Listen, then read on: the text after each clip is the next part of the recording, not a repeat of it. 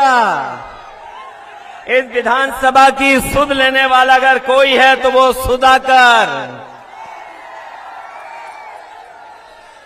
सुधाकर सिंह जी। ये आम लोगों के प्रत्याशी हैं, आपके प्रत्याशी हैं, आपके बीच के हैं। ये चट्टी चौराहे पर जहां चाहो वहां रोक लो, ऐसे बीच के हैं जिन्होंने मतदाताओं को धोखा दिया था। उनको सबक सिखाने के लिए ये जो जन समर्थन दिखाई दे रहा है, ये बता रहा है कि सुधाकर सिंह इस बार ऐतिहासिक वोटों से जीतने जा रहे हैं। मैं कई दिनों से लगातार घोसी विधानसभा में प्रचार जो हो रहा उसको देख रहा हूं। कोई नेता बीजेपी का जो मंत्री है, शायद कम ही मंत्री बचे होंगे जिन्होंने घोसी में आने का काम नहीं किया हो। घोसी में मंत्री, एक मंत्री, दो मंत्री, तीन, न जाने कितने मंत्री आए हैं। और यहां पर जितने लोग खड़े हैं वो जानते होंगे कि एक मंत्री एक किसान के हाथ को पकड़ करके खेतों में घूम रहे थे। मंत्री जी से ने पूछा कि यहां पर कौन जीतने वाला है, पहले तो ज्यादा वोटों से इस बार जिताओगे। पहले जो मंत्री किसान का हाथ पकड़े जा रहे थे, उन्हें लगा कि किसान उनके धोखे में आ जाएगा, उनके जुमलों में फंस जाएगा।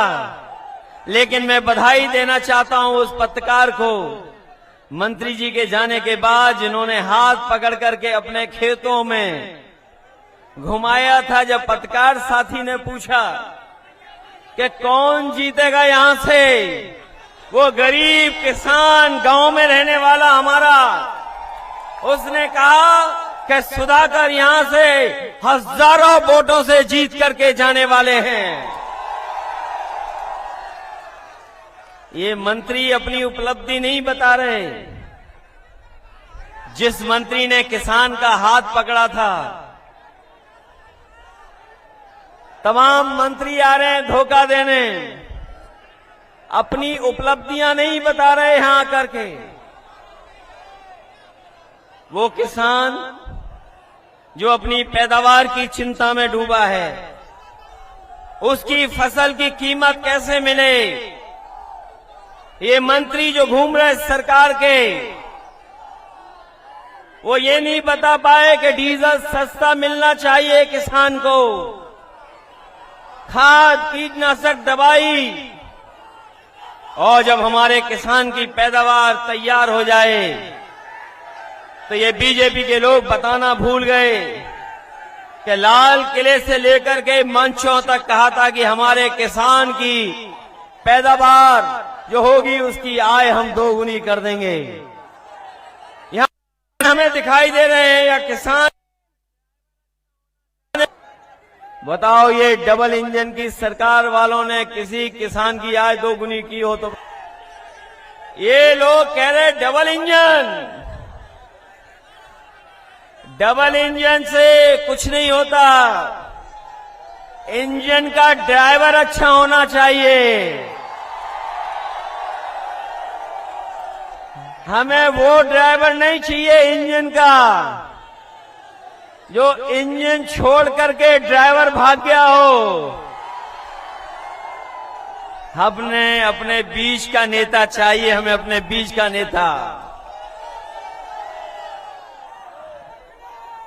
ये लोग जो दूर दूर से घोसी में चल करके आए हैं, उनकी भाषा आपने सुनी होगी विरोधियों की। विरोधी न जाने क्या क्या कहने लगे हैं।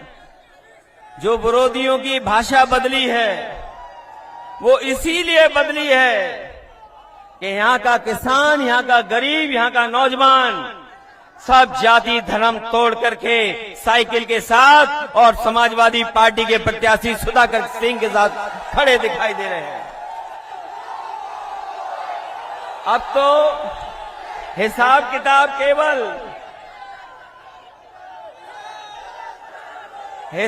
किताब इस बात का नहीं है। हिसाब किताब तो बीजेपी को दिल्ली की 10 साल की सरकार और उत्तर प्रदेश की 6 साल की सरकार का देना है। बताओ घोसी की जनता इन 16 सालों में क्या आपको कोई सुविधा दे पाई है? बीजेपी के नहीं दे पाई है। अगर बीजेपी के लोगों ने सुविधाएं दी होती तो आज इतनी मंत्रियों की फौज उन्हें नहीं उतारनी पड़ती। यहां पर इतने जो मंत्री आए हैं वो अपना काम नहीं बता रहे, वो कुछ और इंतजाम में लगे हुए हैं। अकेले में जाकर के कुछ और इंतजाम कर रहे हैं। बताओ जो इंतजाम कर रहे हैं कहीं उसके धोखे में तो नहीं आ जाओगे आप लोग? चुनाव से पहले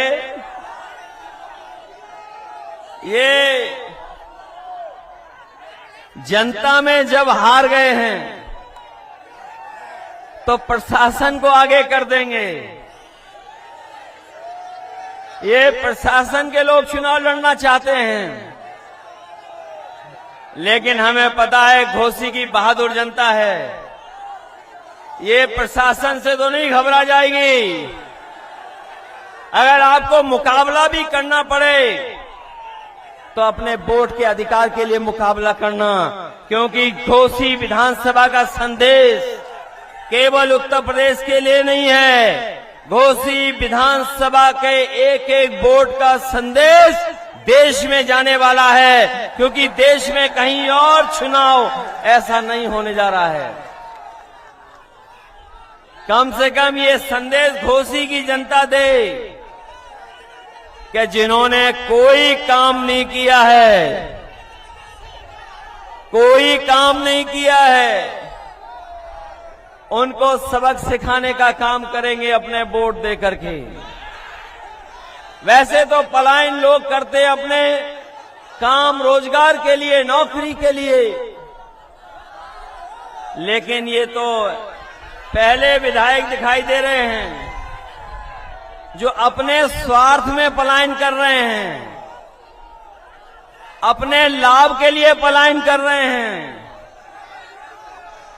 क्या ये जनता को सुविधा देने के लिए पलायन कर रहे हैं कि अपने लिए पलायन कर रहे हैं? ये अपने लिए इसलिए कर रहे हैं क्योंकि ये अपना स्वार्थ देख रहे हैं। जो अपना स्वार्थ देख रहे हैं वो आपके जीवन में बदलाव नहीं ला सकते। अगर इन्होंने जीवन में बदलाव लाते आपके, तो कहीं न कहीं आपको सुविधाएं देते। ये सरकार ऐसी है जहां गरीब को इलाज नहीं मिल पा रहा है, दवाइयां नहीं, अस्पताल में चले जाओ तो डॉक्टर देखने वाले नहीं हैं। जो कुछ है गरीब को अपने हाल पे छोड़ दिया। जो एम्बुलेंस चली थी आपकी सरकार में, उस एम्बुलेंस को भी बर्बाद कर दिया। कम से कम इनकी जिम्मेदारी बनती थी कि अगर गरीब के गांव में पहुंचा के मदद करने के लिए अगर एम्बुलेंस थी तो कम से कम ज्यादा एम्बुलेंस चलाते, जिससे गरीब की मदद हो जाती। इलाज और तकलीफ और परेशानी में वो आपकी मदद करती, लेकिन उस व्यवस्था को भी बर्बाद कर दिया। ये जो बिजली भी आ रही है आपके बीच में, केवल चुनाव के लिए आ रही है। और जो बिजली आ भी रही है, जिनके यहां मीटर लग गए, बताओ कितने का बिल आ रहा है आपके यहां पर? बिल आ रहा हजारों का। और अगर बिल नहीं दे पा रहे हो तो नोटिस आ रहा है साथ साथ। नोटिस। और महंगाई कहां पहुंच गई है? जो कभी फ्री दिया था सिलेंडर, बताओ आज उस सिलेंडर की कीमत क्या है? कीमत कहां पहुंच गई? जो आप सामान बाजार से खरीद रहे हैं, बताओ हर सामान महंगा हो गया कि नहीं महंगा है? ये बीजेपी के लोग गरीब की जेब से पैसा निकाल करके अमीरों की तिजोरी भरने का काम कर रहे हैं और जो सुविधाएं गरीबों को मिलनी चाहिए उन सुविधाओं को छीनने का काम कर रहे हैं। क्या घोसी की विधानसभा इतिहास बनाने जा रही कि नहीं जा रही? बताओ आप। ऐसा चुनाव शायद ही उत्तर प्रदेश में देखने को मिला होगा, जहां पर समाजवादी पार्टी के प्रत्याशी के लिए जाति धर्म से लेकर के सब सीमाएं टूट गईं। अगर जाति धर्म की सीमाएं टूटी हैं तो दलों के भी सब बंधन टूट गए। जो दल कभी हम लोगों के खिलाफ थे, आज सब दल समर्थन कर रहे हैं समाजवादी पार्टी का। हम उन दलों को बधाई देते हैं कि जो समाजवादी पार्टी के साथ खड़े होकर के समाजवादियों का साथ दे रहे हैं। कि ये महत्वपूर्ण लड़ाई है, कोई छोटी बड़ी लड़ाई नहीं है। ये बड़ा फैसला होगा आपका, और ये ऐसा फैसला है जो देश की राजनीति में भी बदलाव लाएगा। जब से समाजवादी और देश के दल एक हो गए, जब से इंडिया गठबंधन बना है, लोग घबराए हुए हैं कि इंडिया गठबंधन कैसे बन गया। न केवल गठबंधन से घबराए हुए हैं, बल्कि जो सवाल उठाए जा रहे हैं कि जब तक जाति जनगणना नहीं होगी, तब तक हम सबका साथ सबका विकास नहीं कर पाएंगे।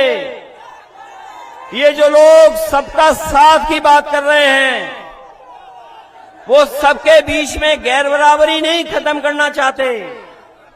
और जब तक गैर बराबरी नहीं खत्म होगी, जब तक जाति